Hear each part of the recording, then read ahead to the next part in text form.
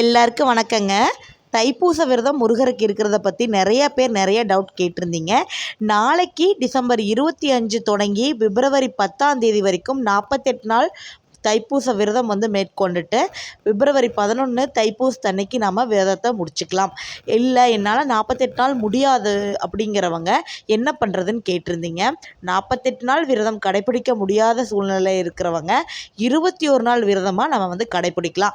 21 நாள் அப்படின்னா ஜனவரி 21லேருந்து பிப்ரவரி 10 வரைக்கும் 21 நாள் வருதுங்க. 21 நாள் விரதம் கடைப்பிடிச்சு தைப்பூசத்தன்னைக்கு நம்ம விரதத்தை முடிச்சுக்கலாம். இந்த ரெண்டுமே முடியாது, ஆனால் எங்களுக்கு முருகருக்கு நாங்கள் விரதம் இருக்கணும்னு நினைக்கிறோம் அப்படின்னா தைப்பூசத்துக்கு முன்னாடி ஒரு 6 நாளோ இல்லை 12 நாளோ நீங்கள் விரதம் இருந்து நீங்கள் இந்த வழிபாடை பண்ணிக்கலாங்க.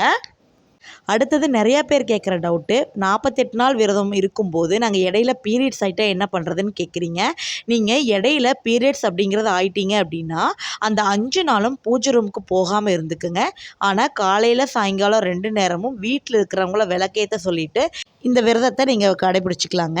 ஒரு நேரம் உணவை தவிர்த்துட்டு 2 நேரம் நீங்கள் உணவு உறந்திட்டு நீங்கள் இந்த விரதத்தை மேற்கொள்ளலாங்க. மாலை போட்டு தான் இந்த விரதம் இருக்கணுமா அப்படின்னா அது அப்படி கிடையாது. மாலை போட்ட விருப்பம் இருக்கிறவங்க மாலை போட்டு விரதம் இருக்கலாம். மாலை போடாமலும் இந்த விரதத்தை நீங்கள் கடைபிடிக்கலாம்.